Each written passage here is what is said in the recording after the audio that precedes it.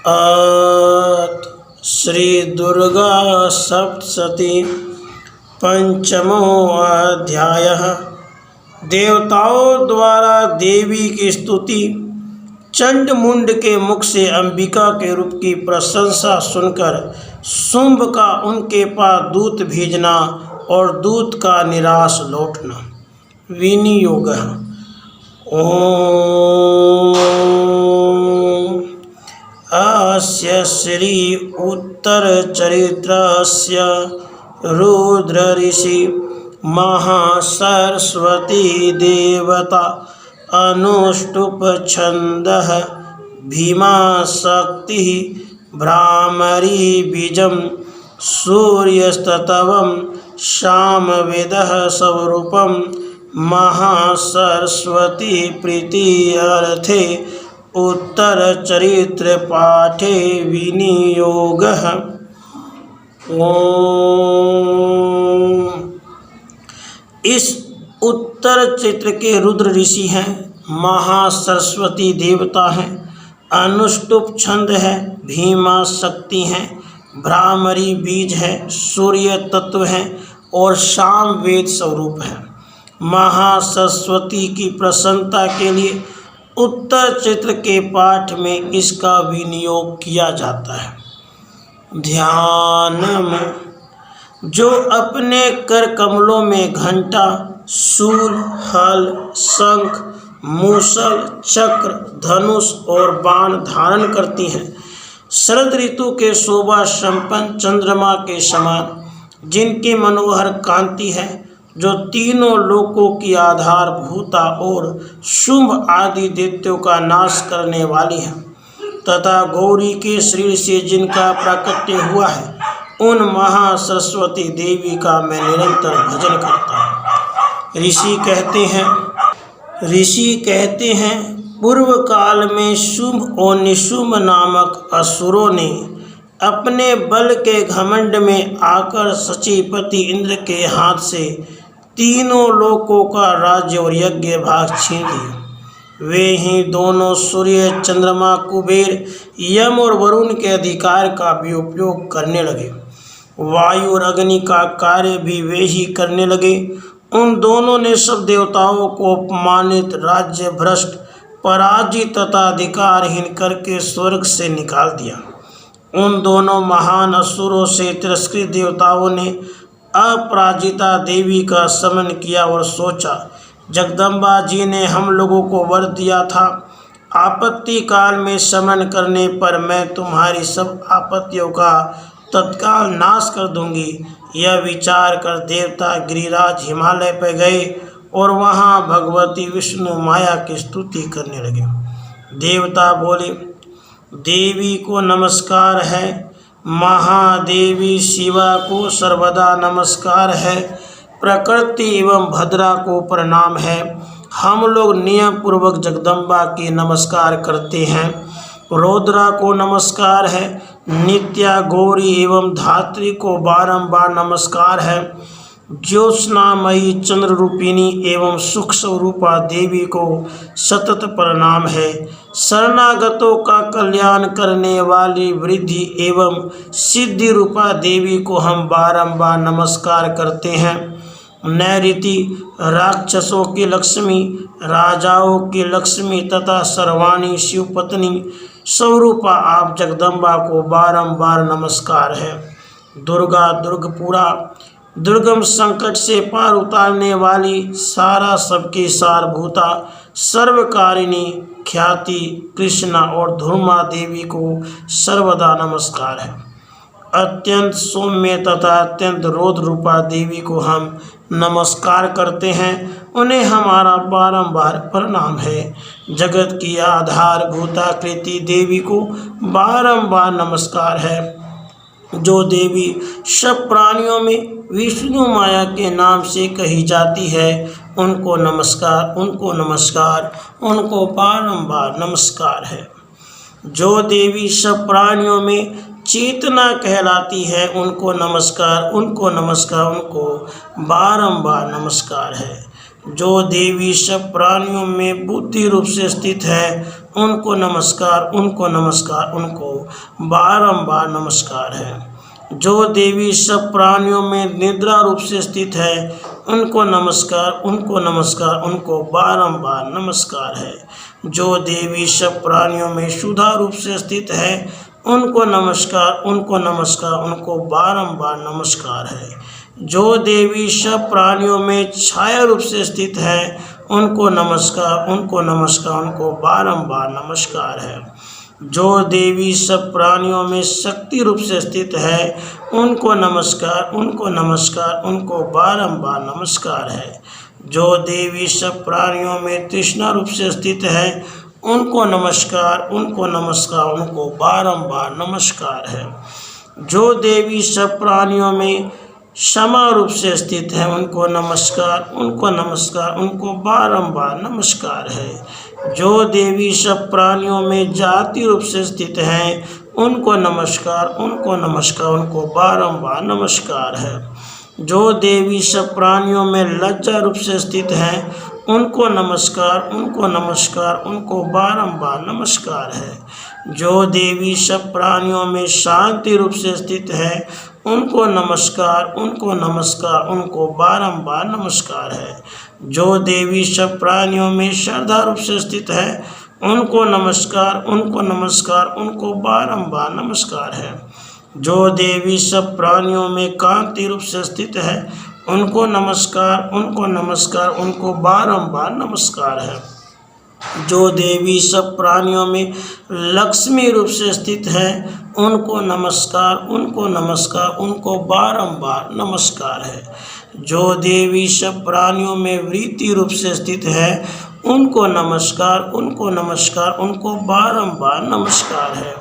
जो देवी सब प्राणियों में समृद्धि रूप से स्थित है उनको नमस्कार, उनको नमस्कार, उनको बारंबार नमस्कार है।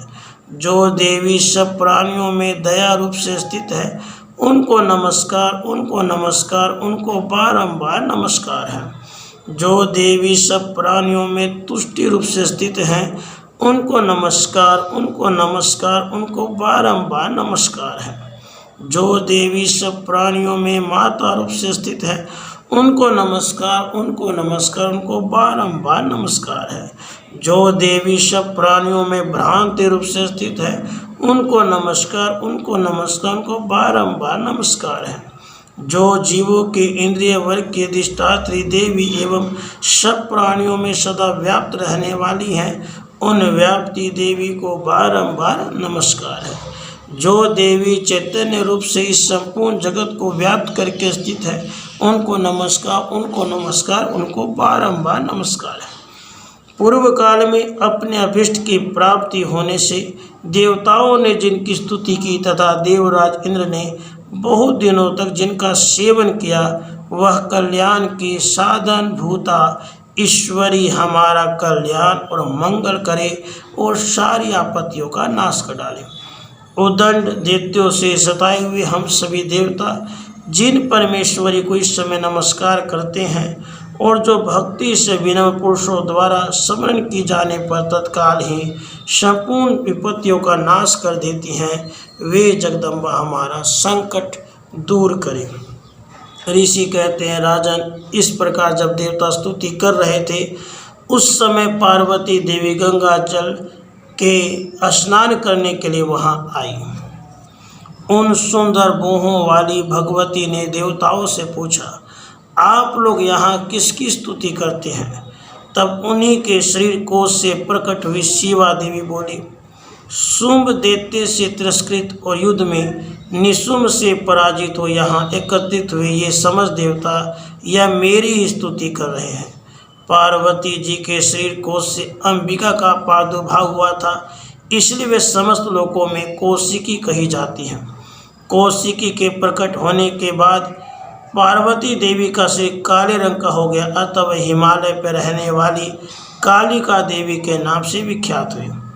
उसके बाद शुंभ निशुंभ के भृत्य चंडमुंड वहां आई और उन्होंने परम मनोहर रूप धारण करने वाली अंबिका देवी को देखा। फिर वे शुंभ के पास जाकर बोले, महाराज, एक अत्यंत मनोहर स्त्री है जो अपनी दिव्य कांति से हिमालय को प्रकाशित कर रही है। वैसा उत्तम रूप कहीं किसी ने कहीं नहीं देखा होगा। असुरेश्वर, पता लगाइए वह देवी कौन है और उसे ले लीजिए। स्त्रियों में तो वह रत्न है, उसका प्रत्येक अंग बहुत ही सुंदर है और वह अपने श्री अंगों की प्रभा से संपूर्ण दिशाओं में प्रकाश फैला रही हैं। दैत्यराज, अभी वह हिमालय पर ही मौजूद है, आप उसे देख सकते हैं। प्रभु, तीनों लोकों में मणि, हाथी और घोड़े आदि जितने भी रत्न हैं वे सब इस समय आपके घर में शोभा पाते हैं। हाथियों में रत्न, ऐरावत, पारिजात का वृक्ष, यह उच्च सर्वा घोड़ा, यह सब आपने इंद्र से ले लिया है। हंसों से जुता हुआ विमान भी आपके आंगन में शोभा पाता है। यह रत्नभूत अद्भुत विमान जो पहले ब्रह्मा जी के पास था, अब आपके यहाँ लाया गया है। यह महापद्म नामक निधि आप कुबेर से छीन लाए हैं। समुद्र ने भी आपको किंजलकिनी नाम की माला भेंट की है जो केसरों से सुशोभित है, वह जिसके कमल कभी नहीं कुमलाते हैं। सुवर्ण की वर्षा करने वाला वरुण का छत्र भी आपके घर में शोभा पाता है। यह श्रेष्ठ रस जो पहले से प्रजापति के अधिकार में था, अब आपके पास मौजूद है। दैत्येश्वर, मृत्यु की उत्क्रांतिदा नाम वाली शक्ति भी आपने छीन ली है। वरुण का पास, समुद्र में होने वाले सब प्रकार के रत्न आपके भाई निशुंभ के अधिकार में है। अग्नि ने भी स्वतः शुद्ध किए हुए 2 वस्त्र आपकी सेवा में अर्पित किए हैं। दैत्यराज, इस प्रकार सभी रत्न आपने एकत्र कर लिए हैं, फिर जो स्त्रियों में रत्नमय कल्याणमयी देवी हैं, इसे आप क्यों नहीं अपने अधिकार में कर लेते। ऋषि कहते हैं, चंडमुंड का यह वचन सुनकर शुंभ ने महादैत्य सुग्रीव को दूत बनाकर देवी के पास भेजा और कहा, तुम मेरी आज्ञा से उसके सामने ये बातें कहना और ऐसा उपाय करना जिससे प्रसन्न होकर वह शीघ्र ही यहाँ आ जाए।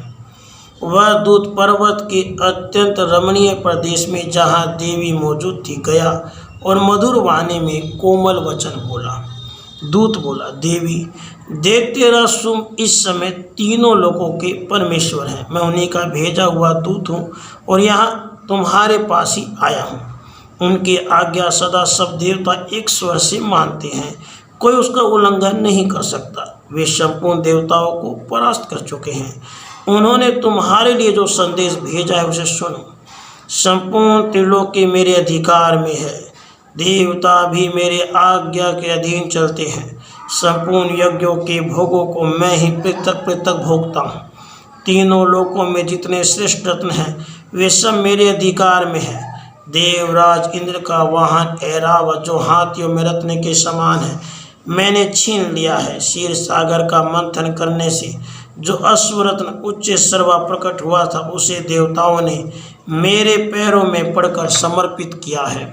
सुंदरी, उनके सिवा और भी जितने रत्नभूत पदार्थ देवताओं, गंधर्वों, नागों के पास थे वे सब मेरे ही पास आ गए हैं। देवी, हम लोग तुम्हें संसार की स्त्रियों में रत्न मानते हैं, अतः तुम हमारे पास आ जाओ, क्योंकि रत्नों का उपभोग करने वाले हम ही हैं।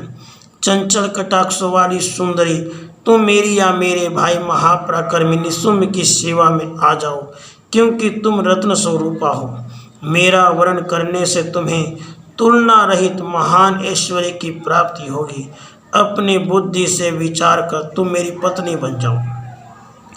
ऋषि कहते हैं, दूत की यूँ कहने पर कल्याणमयी भगवती दुर्गा देवी जो इस जगत को धारण करती हैं मन ही मन गंभीर भाव से मुस्कुराई और इस प्रकार बोली।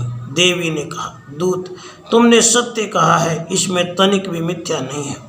शुंभ तीनों लोकों का स्वामी है और निशुंभ भी उसी के समान पराक्रमी है, किंतु इस विषय में मैंने जो प्रतिज्ञा कर रखी है उसे सुनो। मैंने अपने अल्पबुद्धि के कारण पहले से जो प्रतिज्ञा कर रखी है उसे सुनो।